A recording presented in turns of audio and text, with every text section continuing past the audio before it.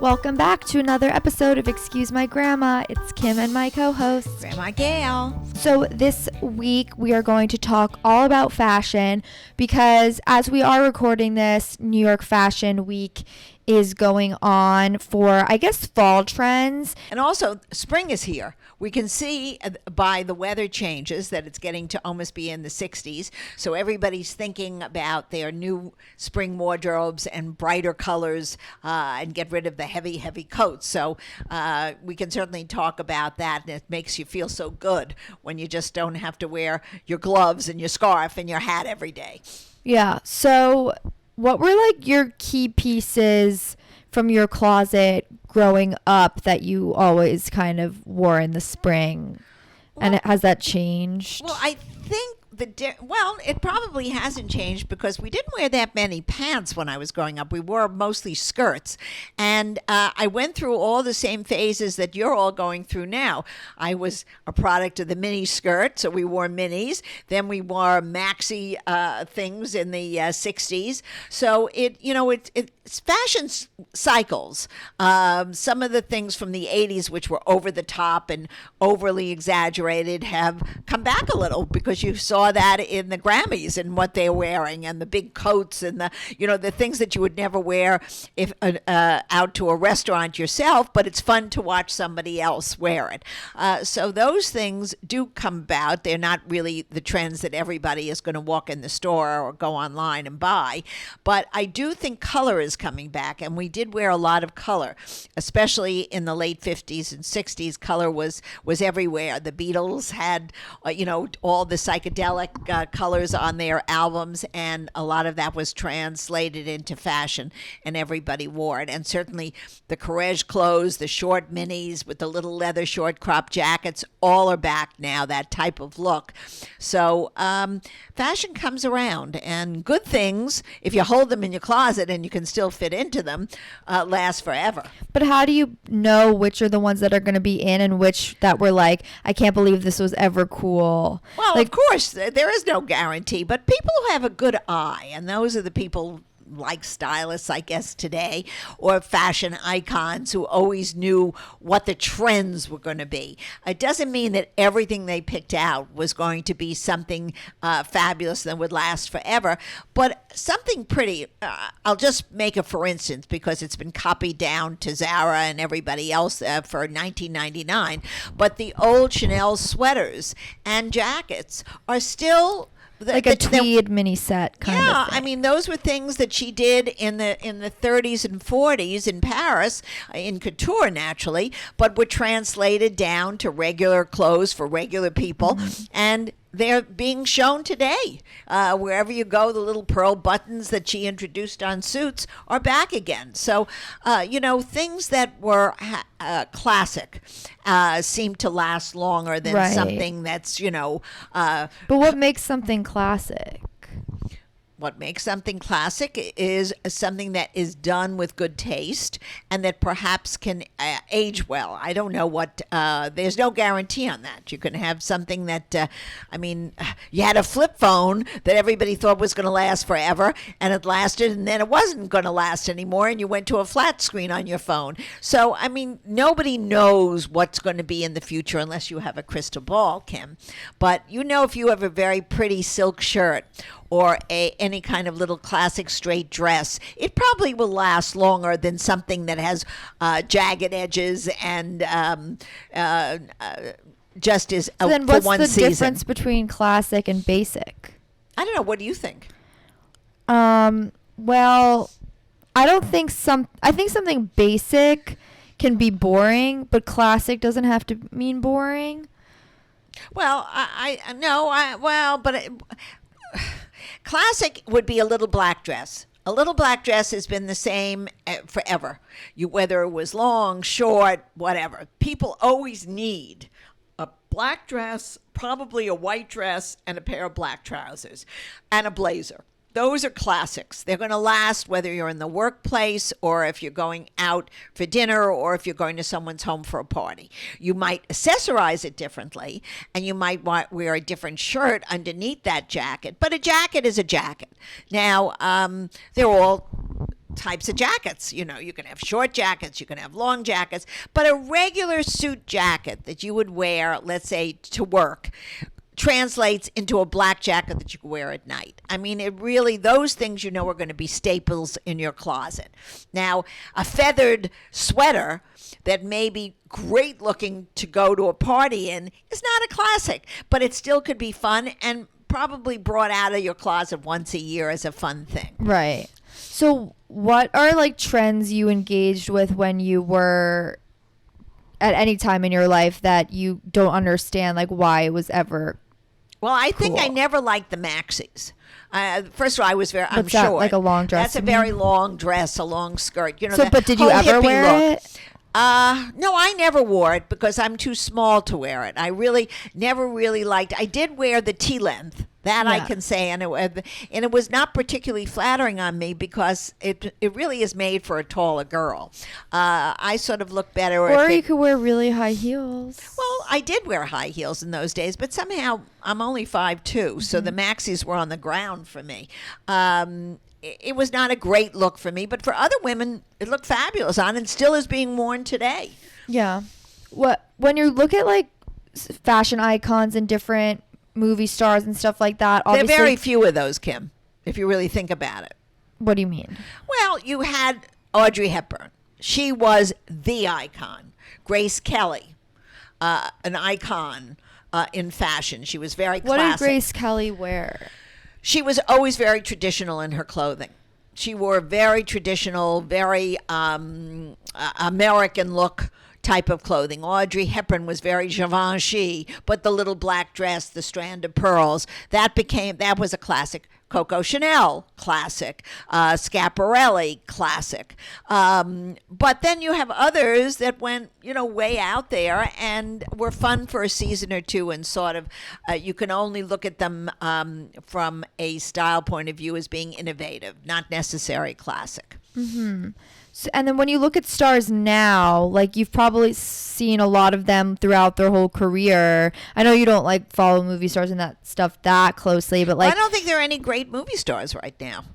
To be very truthful, the ones that I knew were people who survived because they were acting, and they were there for many decades, either as a young star or as a middle-aged star, and then became an older star because they were great actresses. And how did their style evolution like change, or were they always sticking to like the No, same? I think they always stuck to the same.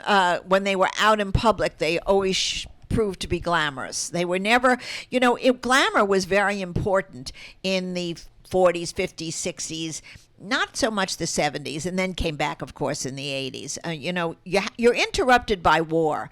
Whenever there's any kind of warfare anywhere in the world, people pull back. They don't want to look outlandish. They want to become conservative. They don't want to show off their style. They want to, really think about more serious things. That would be the word for it.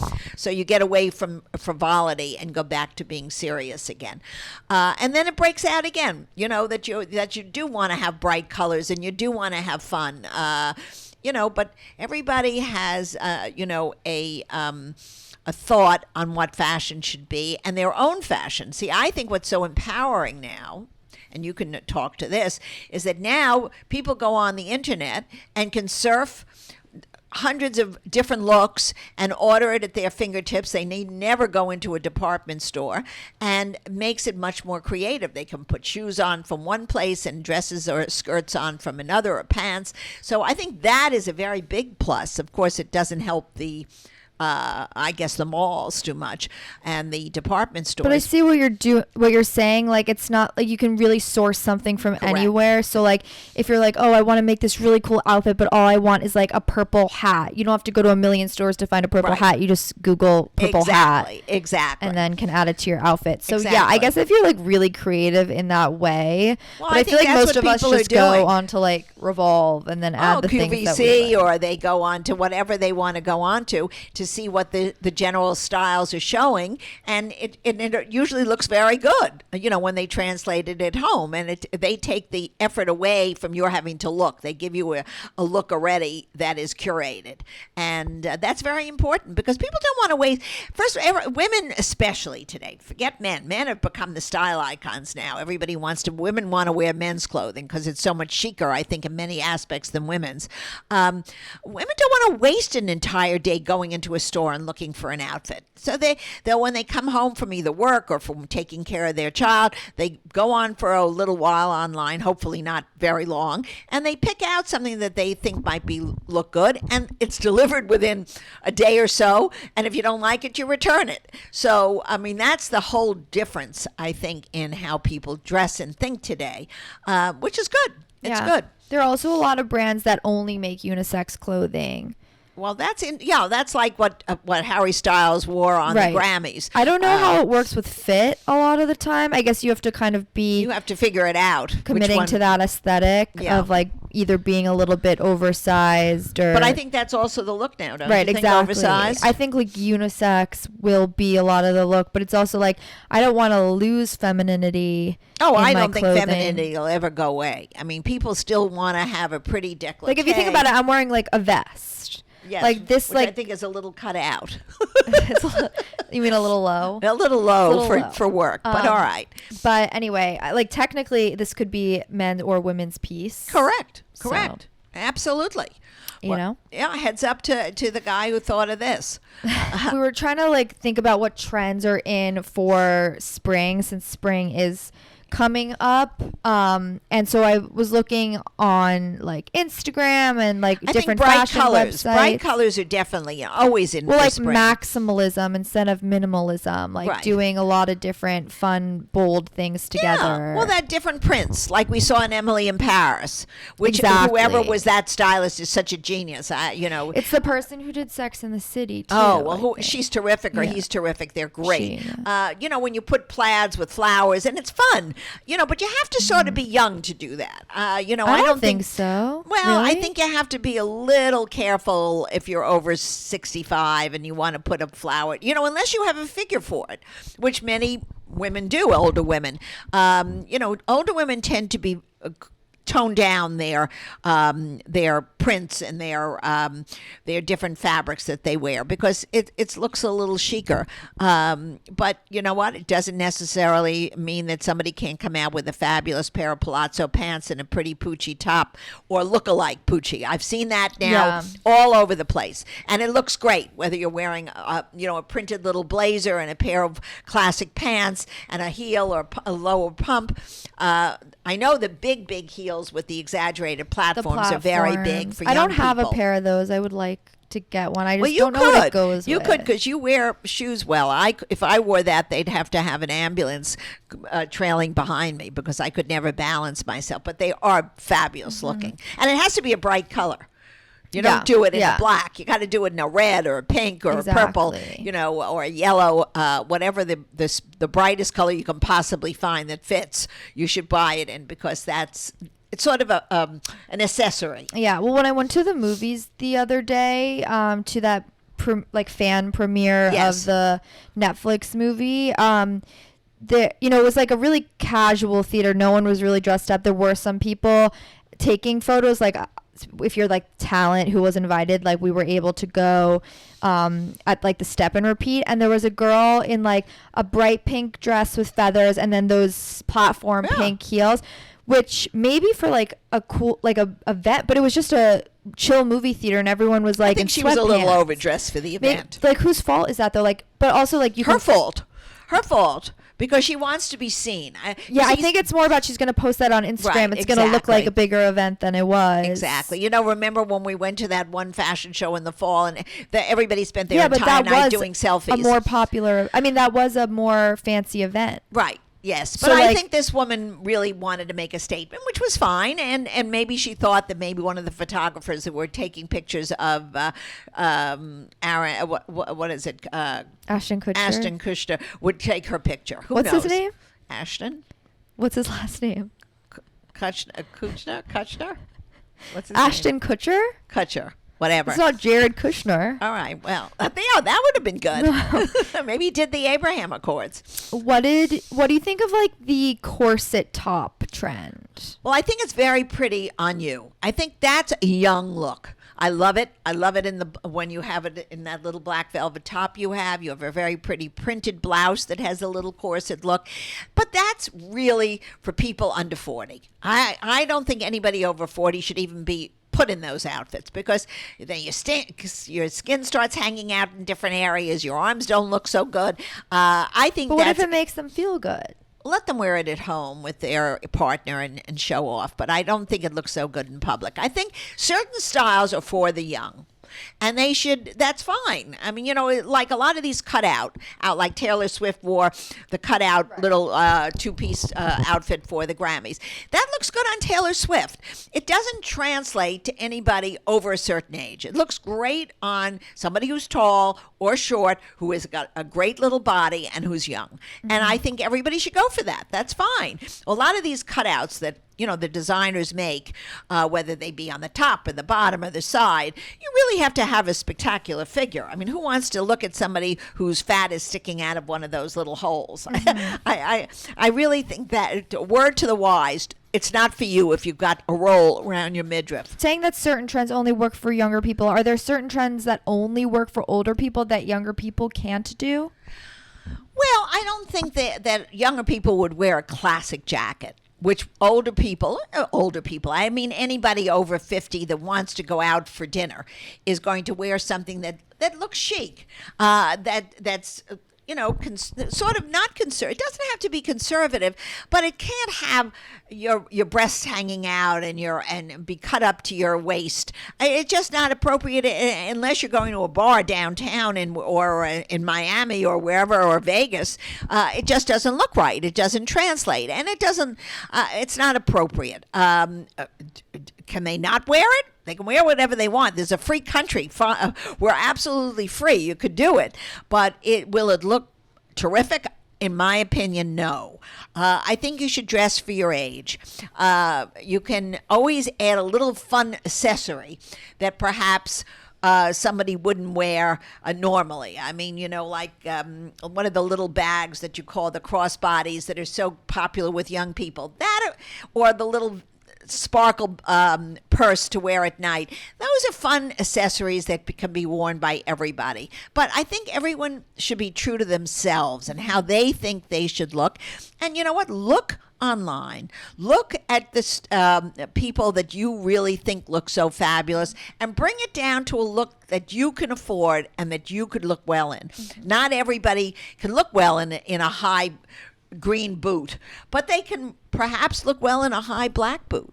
Yeah. It really depends on where you live and your lifestyle. Yeah. And personally, we both like to bring our looks together with both doing classic things. Like, even though I will sometimes go for a trend, or you'll sometimes. Well, you should. We definitely both streamline our styles with like that classic look. Like, even now I'm wearing pearl earrings. Like, that could have worked for me, you, right. Or it could have worked for us 50 years ago. Correct. And it'll probably work in 50 years. That's right. So. That's exactly right. That's what makes a classic. Yeah. So I thought for the 1950s movie, maybe we could do Funny Face. I can't remember if that's a repeat, but that is all about fashion and fashion photography and all of that with Audrey Hepburn. So enjoy if you haven't seen that yet. It's a wonderful film, and it makes you happy. I mean, that's the only thing I have to say. I think we have to put more films out there that people can just sit, eat a little popcorn, and smile. We need a lot of smiling now. Mm-hmm. And fun and romance. Right. Like I could write a rom-com, but maybe one day. Maybe you will. We're also going to be posting on social media some retro fashion looks that Grandma Gail has worn before. So if you don't follow us, go check that out. Excuse my grandma. And we will see you next week. Bye.